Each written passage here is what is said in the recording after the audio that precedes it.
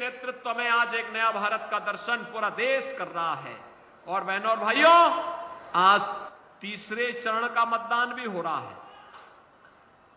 2 चरण में पहले संपन्न हो चुके हैं। 2 चरण में 191 सीटों पर चुनाव हुआ। तीसरे चरण में 94 सीटों पर फिर से चुनाव हो रहे हैं। यानी आज के बाद आधा चुनाव संपन्न हो चुका होगा। आधा चुनाव संपन्न होने का मतलब जो दुनिया देश की आवाज है, फिर एक बार 400 पार, फिर एक बार, फिर एक बार। ये जो 400 पार का जो लक्ष्य है बहनों और भाइयों, यह नजदीक आ चुका है।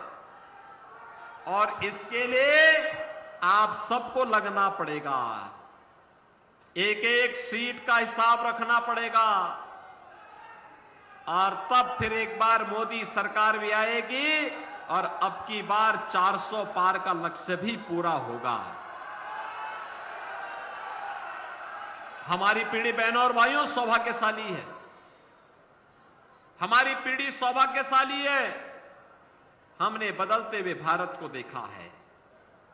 आप कह सकते हैं, वर्तमान पीढ़ी कह सकती है, वर्तमान नौजवान कह सकता है, वर्तमान नागरिक कह सकता है, हमारे ऋषि मुनियों को, संतों को, साधु संतों को, जिन्हें इस लोक में अपने भक्तों को और परलोक में अपनी गुरु परंपरा को जवाब देना होगा, वे कह सकते हैं कि हमने वह काल देखा है जब प्रभु राम अयोध्या में विराजमान हुए हैं, जिसके लिए पीढ़ियां खप गई, लेकिन हमने अयोध्या में वह दिन देखे हैं।